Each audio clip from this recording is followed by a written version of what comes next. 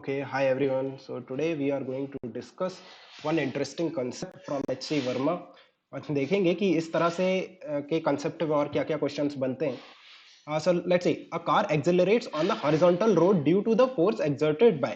So पहले हम देखते हैं कि कार का मैकेनिज्म क्या होता है.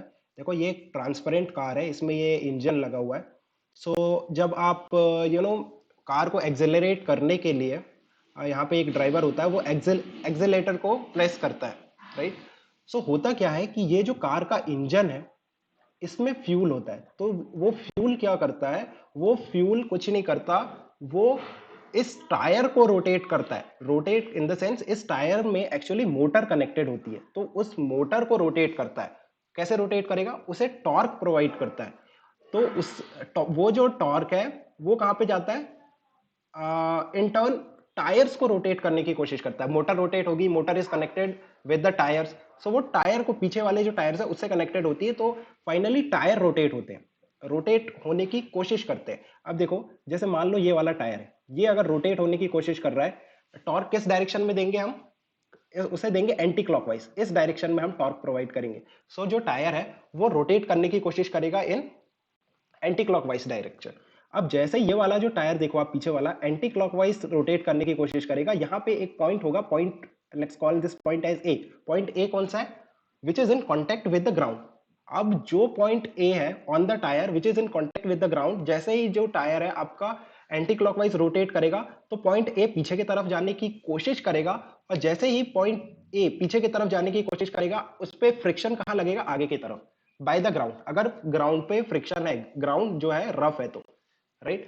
सो फ्रिक्शन कहां लगेगा, आगे की तरफ. क्यों, क्योंकि फ्रिक्शन रिलेटिव मोशन को अपोज करता है, और पॉइंट ए कहां जाने की कोशिश कर रहा है, पीछे की तरफ. इसलिए फ्रिक्शन कहां लगेगा, ऑन द टायर, आगे की तरफ. अब जैसे ही फ्रिक्शन आगे की तरफ लगता है, तो ये पूरी जो कार है इस पे एक ही एक्सटर्नल फोर्स बचा है. अगर आप ध्यान से देखो तो एक ही एक्सटर्नल फोर्स है, that is the force of friction. अब ये फोर्स ऑफ फ्रिक्शन के कारण पूरी कार आगे की तरफ मूव करने की कोशिश करेगी. और जैसे ही पूरी कार आगे की तरफ मूव करने की कोशिश करेगी, जो आपके सामने वाले टायर है वो भी आगे की तरफ मूव करने की कोशिश करेंगे. और जैसे ही जो सामने वाले टायर आगे की तरफ मूव करने की कोशिश करेंगे, अगेन आपको एक पॉइंट बी देखना है on the tyre which is in contact with the ground. वो भी आगे की तरफ मूव करने की कोशिश करेगा, और जैसे ही वो आगे की तरफ मूव करने की कोशिश करेगा, उस पर फ्रिक्शन लग जाएगा, जो कि कहां एक्ट करेगा, पीछे की तरफ, right. Let's call this friction F2.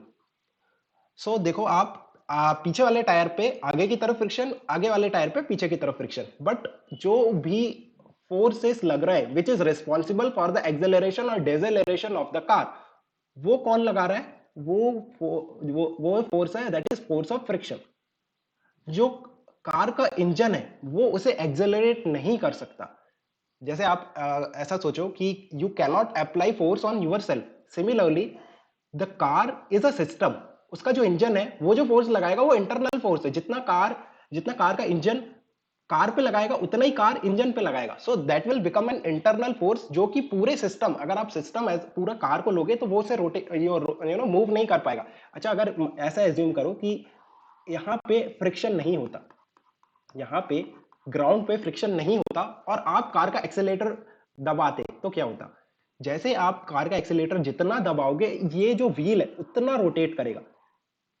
इसमें कार में एक्सेलरेशन नहीं आएगा, आगे की तरफ मूव नहीं करेगा. जस्ट वो जो उसके व्हील्स है वो अपनी जगह पर एंटी क्लॉकवाइज डायरेक्शन में, पीछे वाले व्हील्स, आगे वाले व्हील्स तो वो रोटेट भी नहीं करेंगे. पीछे वाले व्हील्स जितना एक्सीलरेटर दोगे उतनी तेजी से टॉर्क मिलेगा, और उतना वो एंटी क्लॉकवाइज तेजी से रोटेट करेगा, ओमेगा बढ़ेगा. Omega means angular velocity of the rear wheel, वो इंक्रीज होगा, ना कि एक्सेलरेशन आएगा. एक्सेलरेशन कब आएगा, व्हेन देयर इज फ्रिक्शन, उसी के कारण एक्सेलरेशन आता है. सो जो ग्राउंड एक्चुअल में फोर्स लगा रहा है, that is force of friction plus एक नॉर्मल फोर्स और लगाता है जो ग्राउंड है, to balance the weight of the car. So actual में जो नेट फोर्स होता है वो कितना होता है, root over of F R square plus N square. So that is the force exerted by the ground on the car which is accelerating. अगर car uniform speed से मूव कर रही है, देन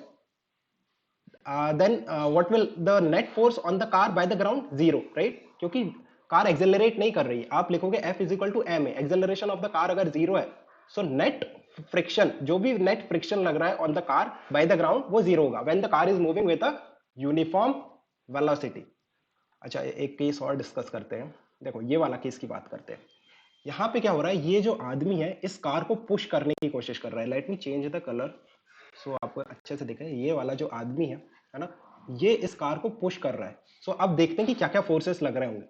पहले देखो कि आदमी जो है वो अपने पैर से ग्राउंड को पीछे की तरफ पुश कर रहा है, राइट। सो ग्राउंड इस आदमी पे आगे की तरफ फोर्स लगाएगा, राइट। अब ये आदमी पे फ्रिक्शन फोर्स कहां लग रहा है, बाय द ग्राउंड, आगे की तरफ। अब इसके जो हाथ है वहां वो कनेक्टेड है कार से, तो कार को ये आगे की तरफ एक फोर्स लगाएगा F2। देखो एक तो फोर्स ऑफ फ्रिक्शन है जो कि ग्राउंड ने लगाया आदमी पे सामने की तरफ, let's call that force F1, और आदमी ने पीछे की तरफ ग्राउंड पे लगाया इक्वल एंड अपोजिट F1, ठीक है। अब जो कार है वो आदमी को पीछे की तरफ फोर्स लगाएगी, क्यों, क्योंकि आदमी कार को आगे की तरफ पुश कर रहा है। तो लेट्स से वो उसे F2 से पुश कर रहा है, तो कार जो आदमी पे फोर्स लगाएगी दैट इज F2 बैकवर्ड।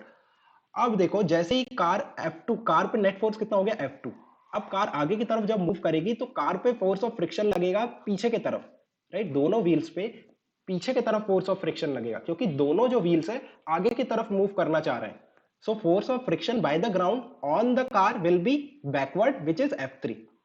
और जो F3 है बाय न्यूटन्स थर्ड लॉ, जो कार के व्हील्स है वो भी लगाएंगे on the ground F3 but in forward direction.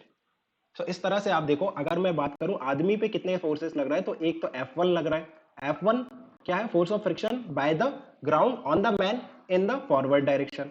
एक कार लगा रही है on the man F2 which is in backward direction. ये दो फोर्सेस लग रहे हैं, राइट। और कार पे देखो, कार पे एक तो F2 लगा रहा है आदमी आगे की तरफ, और फ्रिक्शन फोर्स लग रहा है on the car, right, in backward direction by the ground, तो वो F3 है। और F1 और F3 ग्राउंड पे लग रहे हैं। F3 कौन लगा रहा है, F3 कार लगा रही है on the ground in forward direction F3, और F1 ऑन द ग्राउंड कौन लगा रहा है, man, which is in backward direction. So ये सारे फोर्सेस लग रहे हैं, इस तरह से कार फाइनली मूव कर रही है। रिमेंबर देखो इस बार क्या डिफरेंट है, इस बार जो कार है ना उसके दोनों व्हील्स पे जो फोर्स ऑफ फ्रिक्शन लगेगा वो आगे के सॉरी पीछे की तरफ लगेगा, राइट। और यू कैन सी जब टायर पे फोर्स ऑफ फ्रिक्शन पीछे की तरफ लगेगा, राइट, तो जो व्हील्स है वो आप देखो एंटी क्लॉकवाइज रोटेट करेंगे, isn't it? और कार को आगे कौन ले जा रहा है, not force of friction, the force that is being applied on the car by the man which is F2 आगे की तरफ। F2 जो फोर्स है that is responsible for the movement of the car. F3 तो पीछे की तरफ लगेगा, force of friction. So I think it's clear. Okay, then if you have any confusion or want to discuss anything else, then you can ask in the Telegram group. You will get the link in the description. Okay, then take care, keep working hard, and best of luck for your exams.